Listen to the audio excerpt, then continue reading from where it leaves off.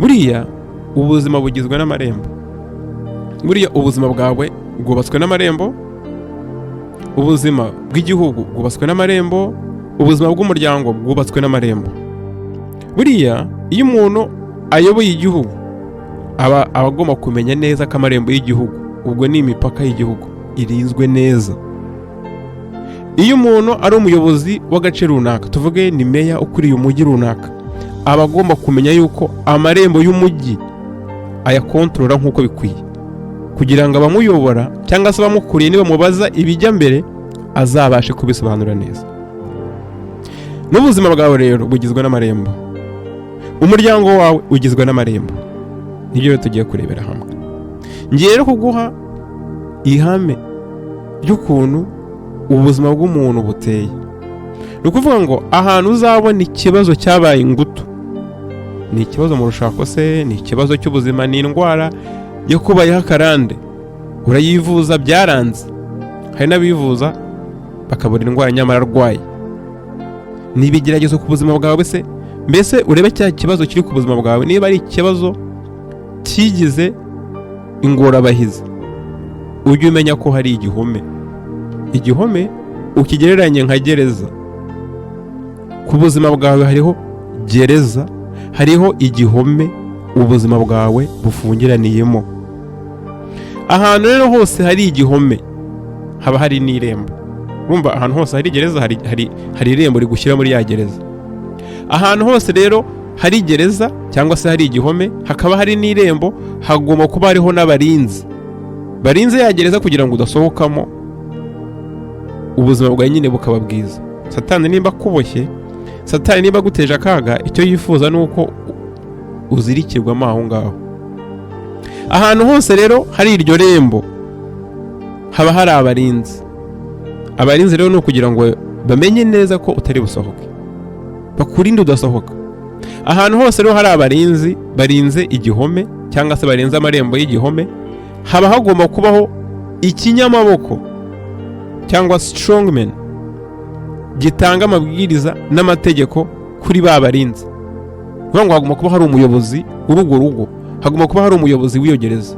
Niyo mpamvu Yesu yavuze ngo ntago bishoboka ko wagenda ngo ujye mu rugo rw'umunyamaboko nurangiza ngo umumeneshe mu gihe umunyamaboko yirinze afite intwaro, ngo usandaze ibintu bye utabanje kumuboha.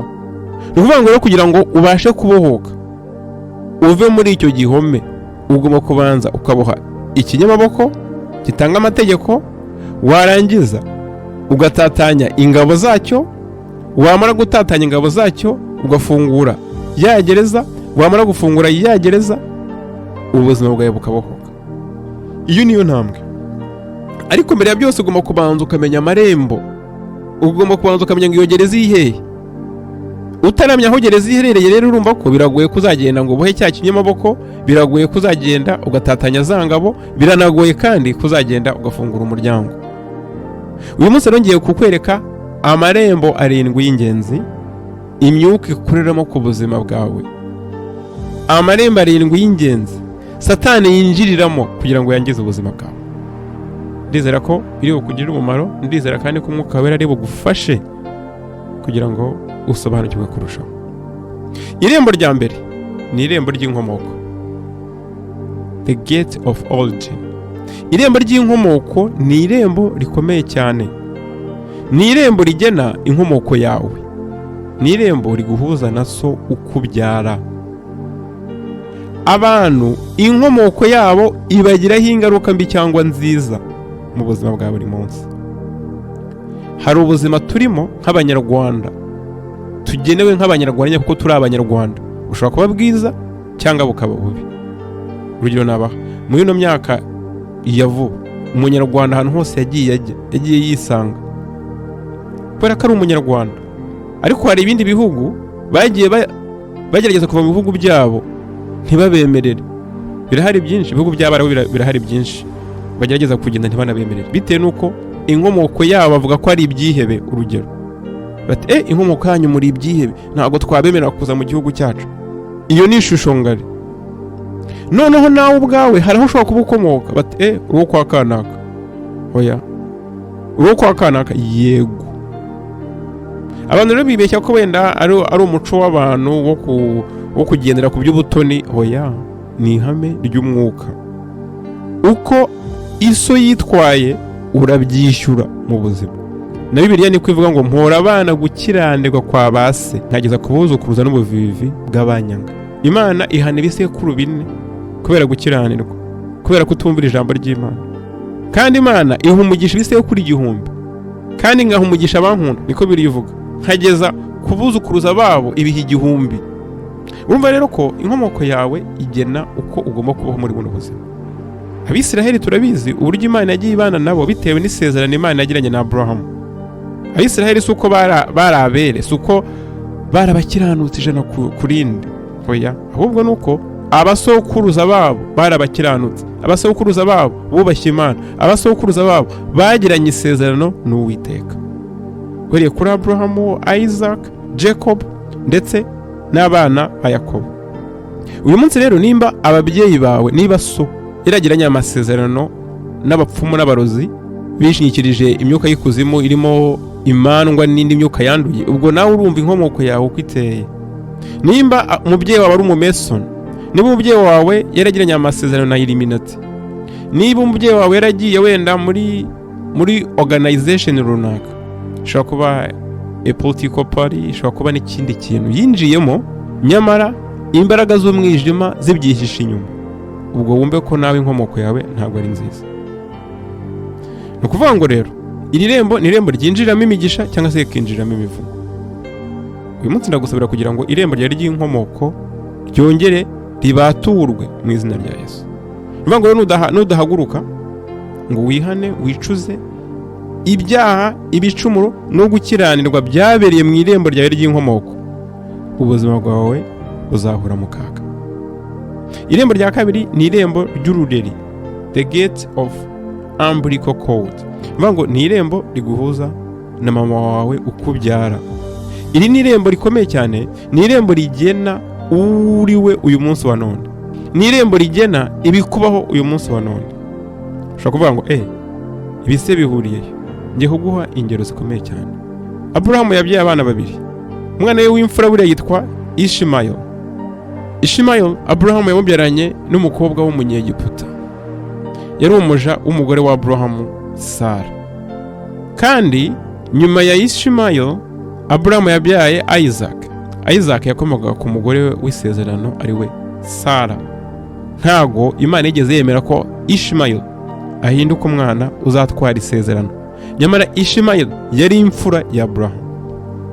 Ntago Imana igeze yemera yuko atwara umugisha w'umwana w'imfura, ahubwo Imana yabwiye Abrahamu ati sezerera, ahubwo Uwiteka yabwiye Abrahamu ati sezerera uyu Hagayi, iyi nshoreke yawe n'umwana we, usigarane umugore we w'isezerano Sara ndetse n'umuhungu wawe Isaac. Urumva rero ko icyakoze kuri Ishimayeli si uko akomoka kuri Abrahamu, ahubwo ni inkomoko y'urureri nyina umubyara. Turebe Salomo akomoka ku mugore witwa Betisheba ntabwo ari we mugore mukuru wa Dawidi. Oya, Dawidi yari afite abandi bagore, ariko bitewe n'urukundo Dawidi yakunze Betisheba, umwana ukomoka kuri Betisheba witwa Salomo niwe watwaye umugisha wose wa Dawidi, niwe warazwe ingoma yose ya Dawidi. Dawidi yari afite abandi bana, ariko ntabwo yigeze bashima ngo babe batwara ingoma ye, bazungura ingoma ye. Urundi rugero nabaha umuntu witwa Timoteyo muzasanga muri Bibiliya ibitabo bibiri bimwitirirwa, igitabo cya mbere cya Timoteyo n'igitabo cya kabiri cya Timoteyo. Abantu benshi bashobora kwibeshya ko Timoteyo yanditse biriya bitabo. Oya, ariya ni amabaruwa yamwandikiwe, ntabwo ari amabaruwa yanditse, ari amabaruwa yanditswe na Pawulo. Ahubwo Timoteyo yari umwe mu bakuru b'itorero. None kugira ngo ubyumve neza kuntu irembo ry'ururiri rifite agaciro, iyo usomye mu rwa kabiri rwa Timoteyo igice cya mbere umurongo wa 5, umve kuntu Pawulo abwira Timoteyo, aravuga ngo kuko nibutse kwizera kutaryarya kukurimo. Arimo arabwira Timoteyo kwabanje kuba muri nyogokuru Loisi no muri nyoko Unike, kandi nzi neza yuko kukurimo nawe. Bivuga ngo rero nyoko ukubyara afite uruhare cyane rukomeye mu buzima bwawe bwa buri munsi. Turamuzi Mose, turabizi ko Mose yavutse mu gihe abana b'abahungu muri Isiraheli batari bemerewe kuvuka, niko navuga. Handi Farawo yarimo abakorera ubwicanyi, ariko nyina abasha gufata umwana we amushyira mu gatebo, aragenda amushyira mu mazi. Ariko kubera ko hari umugambi w'Iteka yari afite kuri Mose, umukobwa wa Farawo atoragura Mose aramurera. Ariko mu by'ukuri nubwo yamwitiriwe kuko yamwadopse, ariko se wamureze, ahubwo Mose yarezwe na nyina, amuha indangagaciro za Gikristo, amwigisha ibijyanye n'Abaheburayo. Ntabwo Mose yigeze akurira mu mico ndetse no gusenga iby'ubwamana byo muri Egiputa. Mose yakuze asenga Imana, Mose yakuze azi Imana, azi bene b'Abisiraheli. Ubwo rero urumva neza ko iri rembo ry'urureri ni irembo rifite agaciro gakomeye cyane. Urundi rugero nago, Isaac yabyaye abana babiri, yabyaye Esau ndetse na Yakobo. Umugisha wa Isaac watwaye Yakobo. Biritubwira yuko bano bana mama wabo abatwite ari we Rebeka, Uwiteka yari yarakunze, yari yaratoranyije Yakobo. Ariko nubwo Uwiteka yari yaratoranyije Yakobo, aba bana bamaze gukura, na nyina ubabyara nawe ubwe yahisemo Yakobo. Turabizi neza mu kwiba umugisha wa Esau ugahabwa Yakobo, nyina yabigizemo uruhare rukomeye cyane. Ubwo urabona ko urureri ni ikintu gikomeye cyane. Urundi rugero rukomeye nabaha ni urugero rwa Yesu Kristo. Kugira ngo Yesu aze kuducungura, byasabaga ko agomba kwambara umubiri. Kugira ngo yambare umubiri, byasabaga yuko agomba kunyura mu nzira twese tunyuramo ngo tuvuke. Yagomba kugira nyina umubyara wo mu isi. Nubwo ubugingo bwa Kristo, nubwo inkomoko ya Kristo, DNA ye ikomoka ku Mana direct. Ni abantu babiri baremwe n'Imana mu buryo buri direct, ni Yesu na Adamu. Adamu Imana yaramuremye imushyiramo DNA yayo, imumekeramo umwuka. Adamu ahinduka ubugingo buzima. Na Yesu nawe nuko umwuka w'Imana yazanye urubuto arushyira mu nda ya Mariya. Yesu nawe yagomba kuvukira ku mudamu ufite indangagaciro, utariyandurishije ikibi icyo ari cyo cyose. Ubwo rero nawe urebe umubyeyi ukomokaho, urebe uburyo wavutsemo, nawe biraguha ishusho niba iri rembo ryawe ritunganye cyangwa ryanduye. Urebe imyitwarire y'umubyeyi wawe, mama wawe.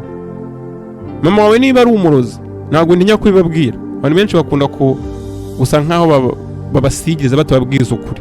Mama wawe niba ari umurozi, nawe wumva irembo wakuriyemo. Mama wawe niba ari umudiyakoni, ari umukuru wa korari, ari umuntu wubaha Imana, yubaha Imana, ari umunyamasengesho, nawe wumva irembo wakuriyemo ukuntu ari ryiza. Ariko uyu munsi ufite amahirwe yo kugira ngo iri rembo uribatuze amaraso ya Yesu Kristo mu izina rya Yesu. Noneho irembo rya gatatu ry'ingenzi Satani yinjiramo akangiza ubuzima bwawe ni irembo ryo mu ruhanga. Iri rembo ryo mu ruhanga navuga ko niho hari ijisho rya gatatu ry'umuntu, niho harimo ijisho rireba mu isi y'umwuka.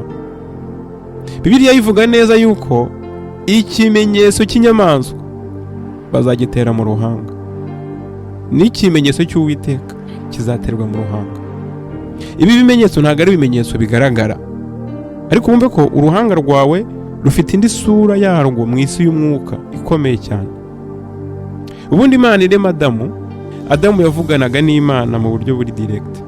Bisobanuye yuko Adamu yashoboraga kureba mu isi y'umwuka akareba ibiri kuhabera. Ariko umunsi Adamu yakoze icyaha akifatanya na Satani, iri rembo Uwiteka yararifunze kugira ngo umuntu atarushaho kwangirika. Iri rembo rero rinyuramo inzozi, iri rembo rero rinyuramo amayerekwa yawe. Iri rembo niryo kandi ribitse ibitekerezo byawe. Iri rembo kandi ryegeranye n'irindi rembo ryo mu gihorihori, irembo rituranye n'ubwonko bwawe. Ni irembo rituyemo ibitekerezo, rituyemo imigambi, rituyemo amarangamutima.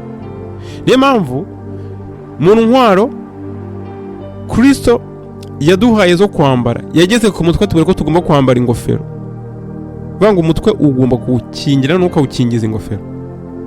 Mu yandi magambo, ntabwo imyambi ya Satani igomba gukora ku mutwe, kuko umutwe ubitse byinshi. Irembo rero rya rindi tugezeho rya kane ni irembo ry'ibyiyumviro. Umuntu agira ibyiyumviro bitanu, 5 senses. Umuntu agira ibyiyumviro bireba, ibyiyumviro byumva, ubwo ibyiyumviro bireba bishingiye ku maso, ibyiyumviro byumva bishingiye ku matwi, ibyiyumviro biryoherwa bishingiye ku munwa, ubwo harimo n'ururimi, hakaza ibyiyumviro bihumurirwa bishingiye ku mazuru, noneho hakaza n'ibyiyumviro bishingiye ku ruhu, gufata. Ibi byiyumviro rero byose Satani ashobora kubikoresha akugirira nabi. Urugero, amaso yawe ibyo ureba bigira ingaruka cyane ku bitekerezo byawe. Ibyo wumva bigira ingaruka cyane ku bitekerezo byawe. Ibyo urya bigira ingaruka cyane ku bitekerezo byawe. N'amazuru nuko, n'uruhu narwo nuko. Niyo mpamvu rero ibi byose uba ugomba kubirinda mu buryo budasanzwe, uba ugomba kubisengera mu buryo budasanzwe, kuko dayimoni yaje ku maso yawe ntihanda guteza kureba ibidafite umumaro. Iyo aje ku munwa wawe ntihanda guteza kuvuga ibidakwiye, aho kugira ngo ube umunyamugisha ahubwo ukaba uvuma abandi. Irembo rindi rya gatanu kandi ry'ingenzi cyane ni irembo ryo mu gifu. Igifu rero abantu bagifata hari nk'ibintu biri aho, ariko igifu ni irembo rikomeye cyane. Naryita nk'irembo ry'isoko. Kubera iki? Kubera ko igifu ni isoko y'imbaraga, source of energy. Kubera yuko imbaraga zose zitunga umuntu zihera mu byo yariye. Ibyo wariye nibyo biguha imbaraga kugira ngo umubiri wose ubashe kubaho. Mvuga ngo igifu ni isoko y'ubuzima, ni isoko y'ubugingo. Niyo mpamvu urebe neza ikintu cyatumye tugira muri aka kaga kose byavuye mu kurya. Adamu yeretswe ibyo kurya n'ibitari ibyo kurya, wahitamo kurya ibyo atemerewe. Ni ukuvuga ngo ibi byo kurya byaragiye byangiza isoko ubugingo buvomamo. Abantu benshi basa nk'ababyoroshye bavuga ngo ngo basenga Adamu ngo yaba yarazize kurya gusa. Ntago ari ukurya gusa, birengeje kurya, kuko yaragiye agaburira isoko. Amaze kugaburira isoko rero ubuzima bwose burangirika. Amasezerano y'umwijima akenshi uzasanga bagaburira abantu. Murabizi ko igikorwa cya nyuma Kristo yakoranye n'intumwa n'iki? Ni ugusangira, ni ukurya umubiri wa Kristo bakanywa n'amaraso ya Kristo. Kurya rero no kunywa ni ibintu by'ingenzi cyane.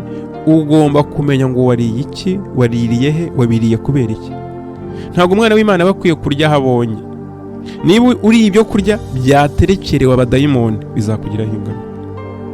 Ntabwo umwana w'Imana akwiye kurya habonye, mbisubiremo, ahari incunguye ubugingo bwawe.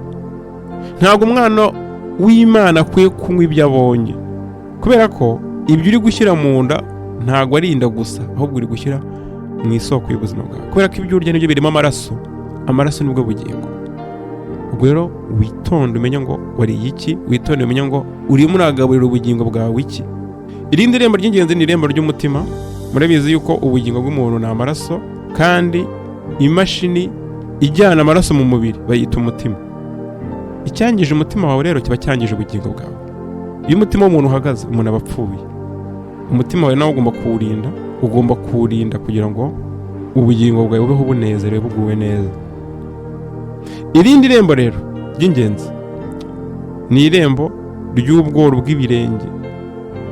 Buriya irembo ry'ubworo bw'ibirenge abantu benshi ntabwo bariha agaciro, ariko ujye ugenzura neza Bibiliya izajya kwereka ibintu by'ingenzi. Buriya Imana igiye guha umugisha Abisiraheli, iravuga ati mbahaye umugisha aho muzakanagiza ikirenge hose. Na Yesu noneho abwira abigishwa bati nimujya kuvuga ubutumwa ntimuzagira ikintu mutwara. Urugo muzinjiramo muzakomanga, nimusanga ari abanyamahoro muzicare musangire, nimusanga kandi atari abanyamahoro muzakungute ivumbi ry'ibirenge byanyu mugende.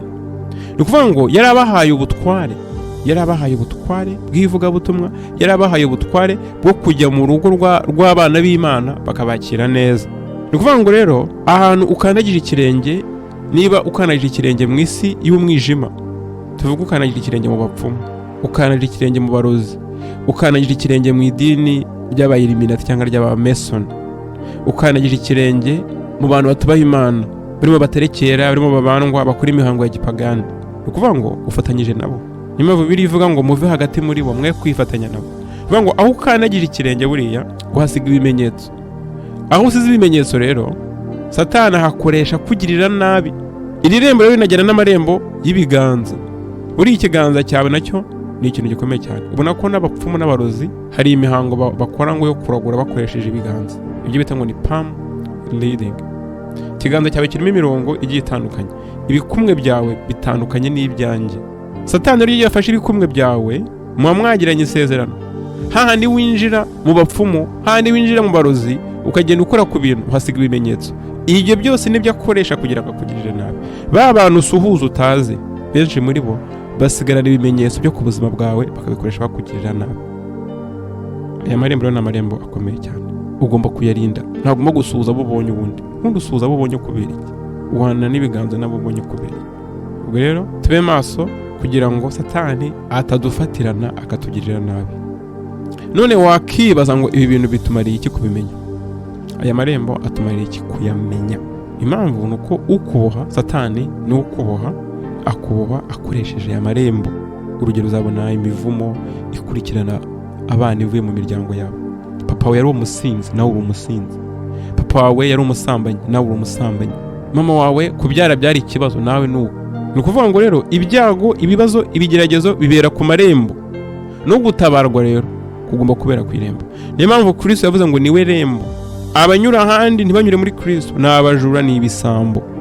Uvuga ngo rero gutabarwa kudakorewe ku marembo ntago kuba kwemera n'amategeko.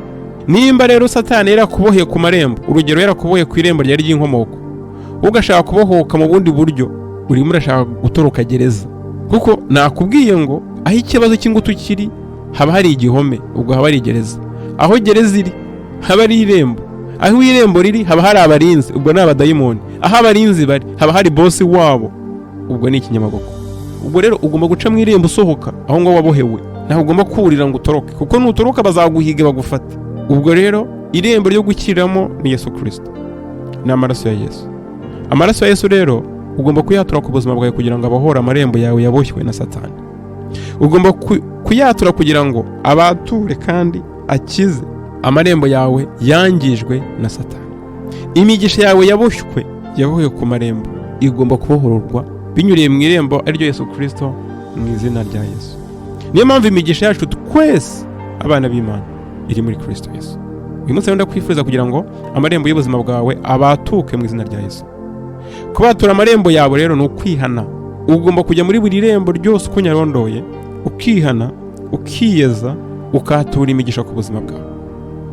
Igihe kirageze kugira ngo imivumo tuyireke, tutandukane nayo, ahubwo dutangire twiyaturireho imigisha mu izina rya Yesu.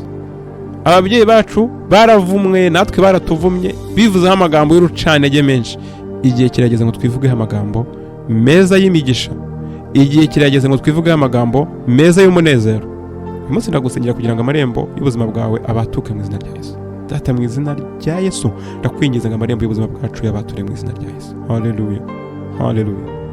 Uwiteka rero aguha umugisha kandi akugirire neza mu izina rya Yesu.